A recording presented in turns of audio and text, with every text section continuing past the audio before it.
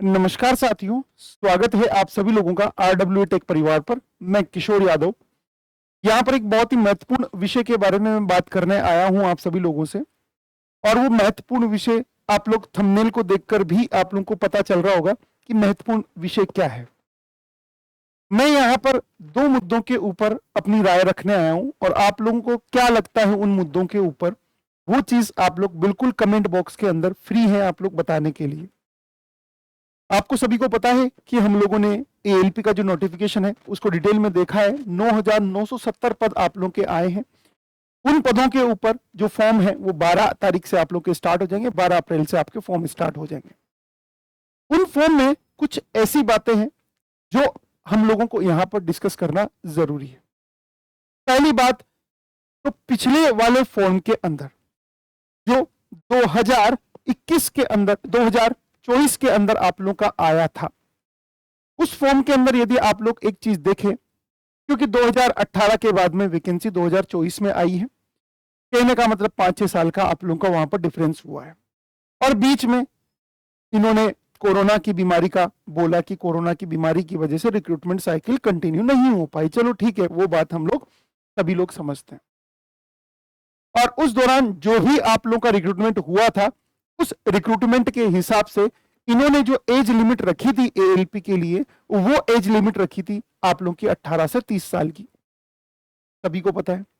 But इन्होंने ये बोला कि कोरोना था तो हम लोग सभी जो कैंडिडेट्स हैं उनको 3 साल का यहां पर एज रिलैक्सेशन देंगे। मतलब आप लोगों का 18 से लेकर 33 साल के जो भी उम्मीदवार हैं इस फॉर्म को फिल कर सकते हैं। उसके बाद में जो एससी एसटी ओबीसी को जो अलग से मिलता है 3 साल का या 5 साल का, वो एक अलग कहानी थी। मतलब 33 के बाद में वो लागू होगी। मतलब 33 + 5 38 तक एससी एसटी के लोग अप्लाई कर सकते हैं और ओबीसी वाले लोग आप लोगों के 3 साल का रिलैक्सेशन आप लोगों का अप्लाई कर सकते हैं। बाकी का अलग अलग रहता है क्राइटेरिया। इस बार इन्होंने ये एज वाला आप लोगों का फंडा खत्म कर दिया है और बोला है केवल और केवल 18 से 30 साल तक के कैंडिडेट ही इसको अप्लाई कर सकते हैं। ये मैं आप लोगों को लेकर जा रहा हूं। बेटा, सबसे पहले आप लोगों का जो नोटिफिकेशन आया था वो मैं बात करने वाला हूं। पहला वाला जो नोटिफिकेशन है आप लोगों का, वो कौन सा था आप लोगों का, तो आंसर करेंगे आप लोग। ये था आप लोगों का 2024 वाला जो नोटिफिकेशन आप लोगों का आया था, वो वाला। उसमें इन्होंने लिखा हुआ था 18 से 30 साल तक, साफ साफ इन्होंने लिखा हुआ था 18 से 30 साल तक आप अप्लाई कर सकते हैं। और ये नोटिफिकेशन आप लोगों का आया था कब, आप लोग बोल सकते हैं ये लगभग आप लोगों का आया था 20 जनवरी से पिक्चर में आया था। 2024 की बात कर रहे हैं। थोड़े दिनों बाद में इन्होंने एक नोटिस निकालकर क्या बोला, इन्होंने एक नोटिस निकालकर ये चीज बोल दी कि आप लोग अब यहां से इन्होंने एक शॉर्ट नोटिस आप लोगों का निकाला था।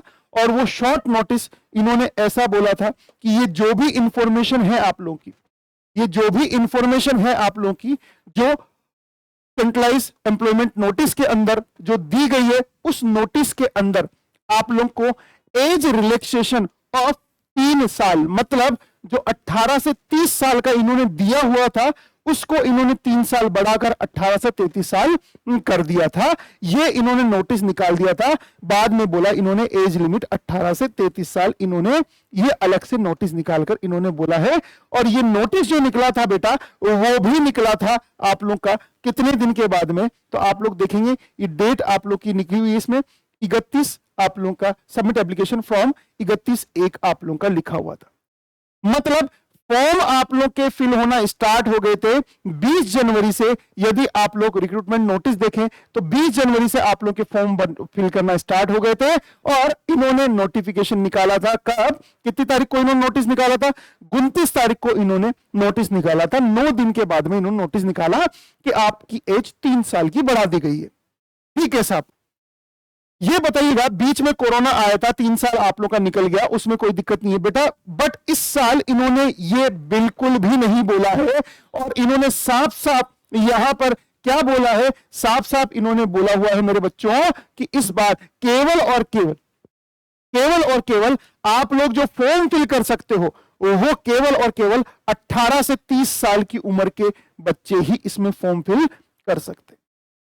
अरे भैया, इसमें थोड़ा बहुत एकाध साल का तो ऊपर नीचे चलता है यार, 1 साल का तो देते आप कम से कम रिलैक्सेशन बच्चों को। जिन बच्चों का अभी अभी सीबीटी 1 का कुछ महीने पहले रिजल्ट आया है, वो बच्चे उसमें सेलेक्ट नहीं हुए, वो निराश है। इतनी बड़े नंबर ऑफ वैकेंसीज आपने निकाली है, कम से कम आप उनके ऊपर दया करो। हम मानते हैं कि कोरोना आया था, उसका बहाना आपको वहां पर मिल चुका है, बट अब ये तो ध्यान रखो कि आप लोग एकाध साल का यहां पर रख सकते हो, गुंजाइश है कि नहीं है। एक तो मेन मुद्दा यह है आप लोगों का एज रिलैक्सेशन वाला। दूसरा मेन मुद्दा यह है बेटा, इन्होंने एक बहुत ही तगड़ी बात यहां पर करी हुई है बेटा, और वो तगड़ी बात आप लोग की यहां पर क्या की हुई है, इन्होंने जो है साफ साफ बोला हुआ है कि आगे जाकर यहां पर नॉर्मलाइजेशन के लिए इन्होंने एक चीज साफ बोली हुई है कि नॉर्मलाइजेशन जो होगा उसके लिए क्या कहानी इन्होंने बोली है, वो मैं आपको बता देता हूं एक बार। इनके ही वर्ड्स, इन्हीं की जुबानी मैं आपको एक्सप्लेन कर देता हूं कि क्या कहानी होने वाली है। देखो, इनका लिखा हुआ है, भर्ती प्रक्रिया के ऊपर जाते हैं, पेज नंबर 17 के ऊपर, राइट। पेज नंबर 17 के ऊपर में गया, भर्ती प्रक्रिया के ऊपर इन्होंने सीबीटी 1 में एक लाइन लिखी हुई है, और उस लाइन के ऊपर आप लोग अगर इसको देखें तो इन्होंने क्या लिखा हुआ है, कई शिफ्टों में आयोजित सीबीटी के लिए अंकों का सामान्यकरण किया जाएगा। मतलब अगर इसी नोटिस को आप लोग अंग्रेजी माध्यम के बच्चों के पॉइंट ऑफ व्यू से यदि आप लोग देखेंगे तो वो क्या लिखा हुआ है, तो आप लोग बोलेंगे सर अंग्रेजी के पॉइंट ऑफ व्यू से देखेंगे तो इन्होंने ये लिखा हुआ है यहां पर। यदि आप लोग देखेंगे इस चीज को,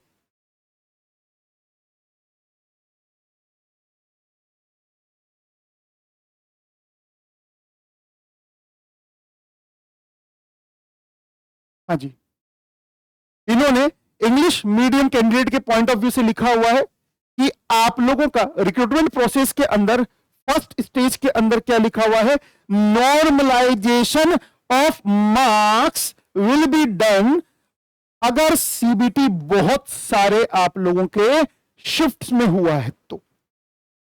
कहने का मतलब यह है, ये इन्होंने ऐसा नहीं है सीबीटी 1 के लिए बोला है बेटा, ये इन्होंने सीबीटी 2 के लिए भी यही स्टेटमेंट इनका है आगे वाले पेज के अंदर। अगर आप लोग देखेंगे तो सीबीटी 2 में भी इनका यही स्टेटमेंट है। और क्या स्टेटमेंट है, यदि आप लोग गौर करके देखें तो ये देखो, ये यहां पर साफ लिखा हुआ है, normalisation of marks will be done if CBT helds into multiple shift. अरे इसी नॉर्मलाइजेशन के भूत से तो बच्चे आप लोगों के डर रहे थे कि किसी के मार्क्स आप लोगों के बहुत ज्यादा हो जाते हैं, किसी के मार्क्स आप लोगों के बहुत कम हो जाते हैं। तो मेरे रेलवे के आकाओं से हाथ जोड़कर विनती है, फिर से मैं आप लोगों से विनती करना चाहूंगा, विनती यही है, अगर आप नॉर्मलाइजेशन कर भी रहे हैं तो ऐसा नहीं होना चाहिए कि 56 नंबर वाला कैंडिडेट 92 नंबर पे पहुंच जाए। अगर आप कर रहे हैं तो ऑथेंटिकेट तरीके से करिए, चीजें बिल्कुल खुले में रखिए, ओपन के अंदर रखिए, आप लोग चीजें कीजिए। मेरी स्टूडेंट की साइड से यही रिक्वेस्ट है।